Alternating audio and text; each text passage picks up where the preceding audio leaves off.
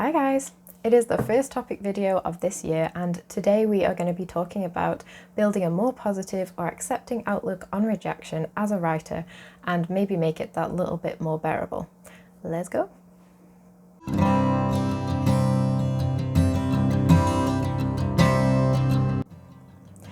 Rejection is part of every writer's nightmares, but it is something that is inherently built into the craft, and the sooner we can come to terms with that fact, the better off we will be and the easier we will be able to handle it as we go on. Or at least not get to a point where we can't handle it, some kind of middle ground of just meh.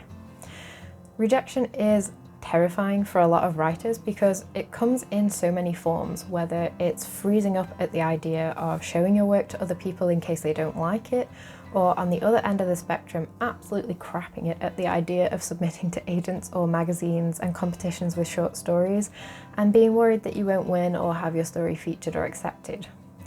For me, I used to cope really badly with rejection, particularly when it came to short story competitions, as that was my first major venture into submitting my work.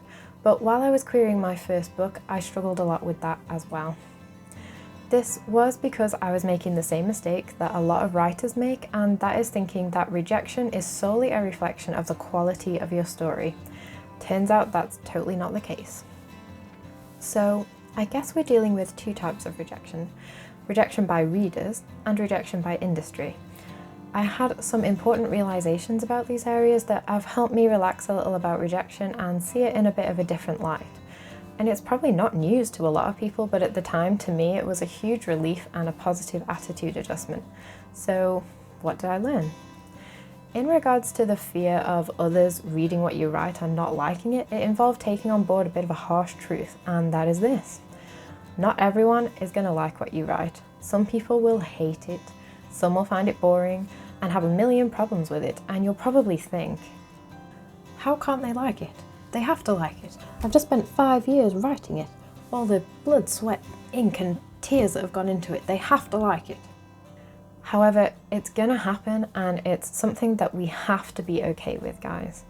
I used to also be awful about negative criticism or comments about my work, but I'll cover that more in a future video. But the sooner we can make peace with this fact, the better. It's really natural to want to be defensive about your work, but to have a problem with people not liking it is denying people their right to a free opinion. Because you have books that you don't like, right? And this is the same thing, you're just seeing it from the other side. It's okay that people don't like it. It's also inevitable, and it's not the end of the world because your audience is out there.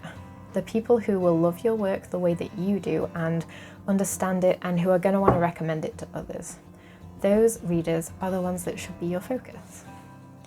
So don't let this hold you back from sending things out for critique or letting others read it if you eventually want to publish. It's not realistic to expect everyone who reads it to like it, and being automatically defensive in the face of rejection or criticism may actually inhibit your ability to accept feedback subjectively. So the sooner you can face and accept the situation, the easier it's going to be when you come to actually publishing a piece or a book and you realise that it's now available to the entire general public. So keep your chins up, guys. Hi Sheaves. Keep your chins up because people disliking your work isn't personal against you, it's just personal preference of the reader. Industry rejection can seem far bigger and weigh really heavy when it does hit, and I think secretly many of us have this dream or wish of getting a positive response from our first ever query or round of queries when it comes to agents or story submissions.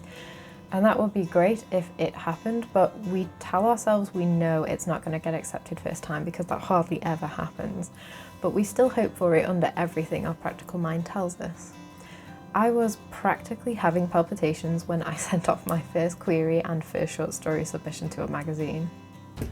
Okay, I think this email's ready to go.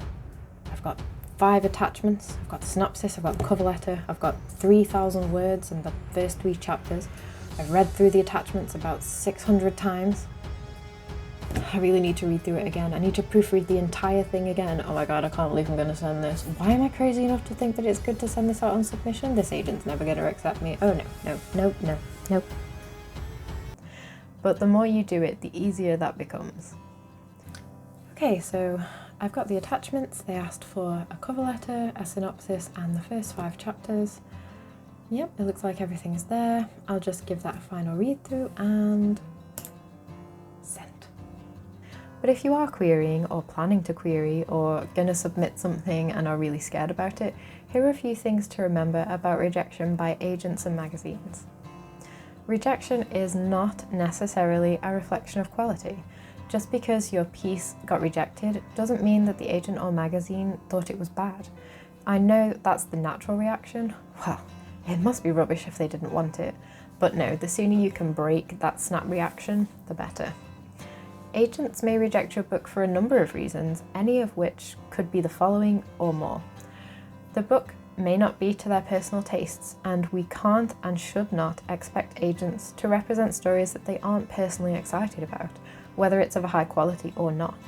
And if they only have limited space on their lists, of course they're going to want to be passionate about what they choose to advocate and sell to publishers.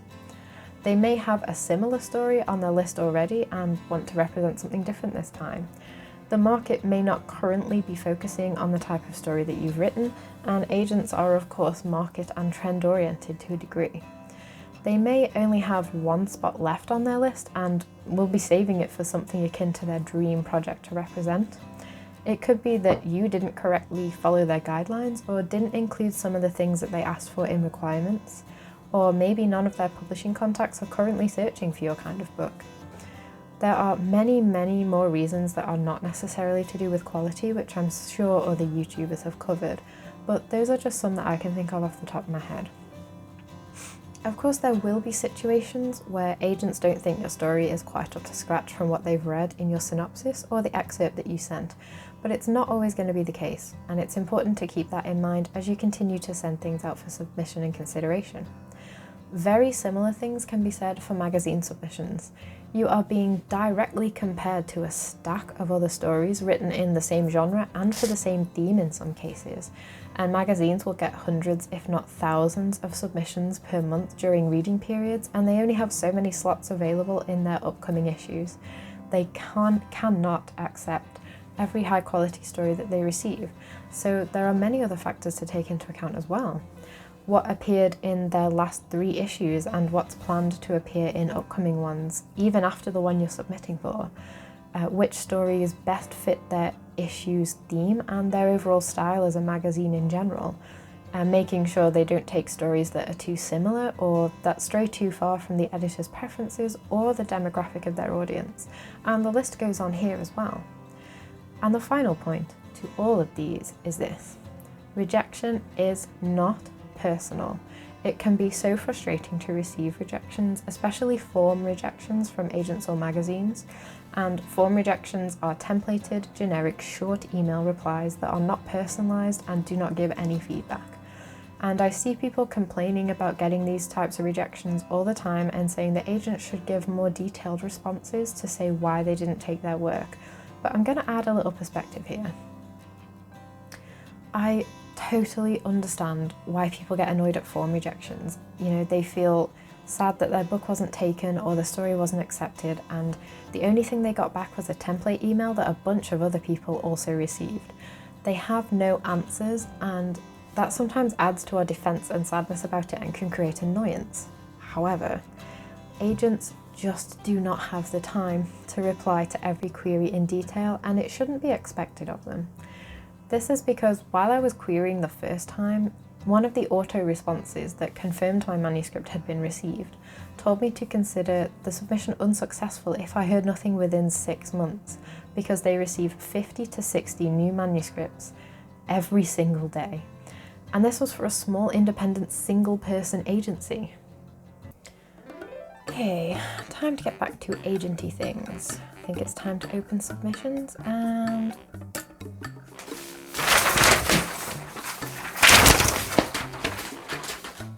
Great.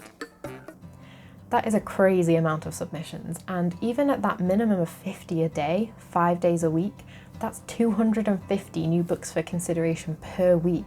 So just try and imagine what the larger multi-person agencies or the highly sought after agencies are pulling in per day.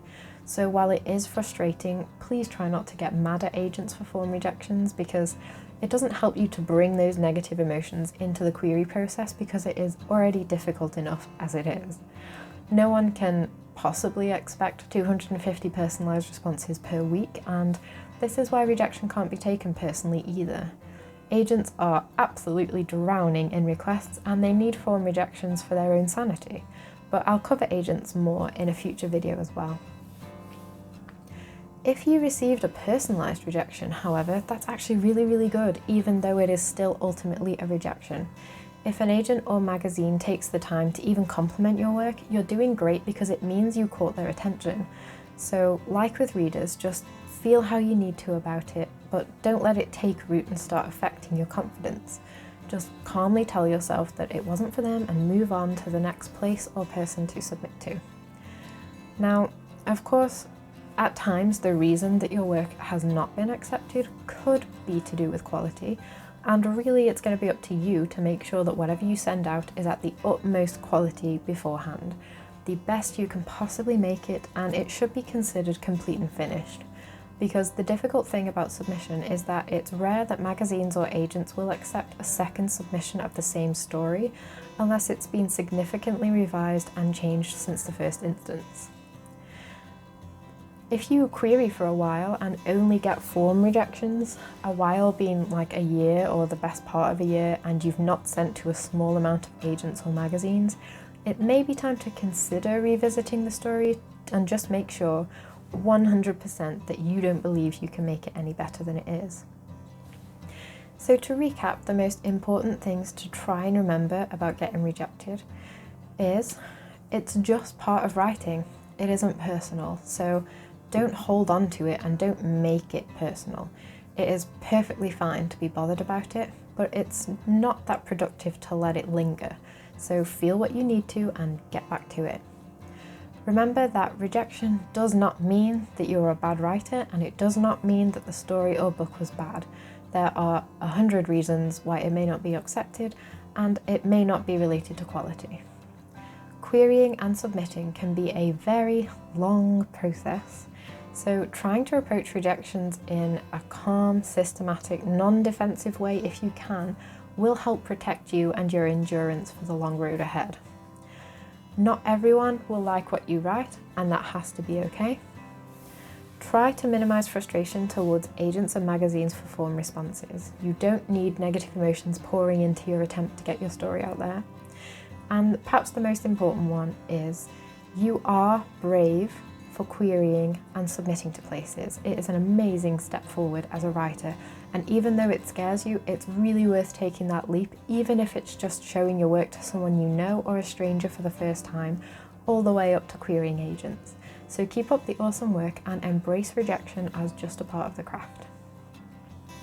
So this year, remember that rejection can be for many reasons, and a lot of those are completely beyond your control. And beating yourself up for things you can't control is not a productive use of time.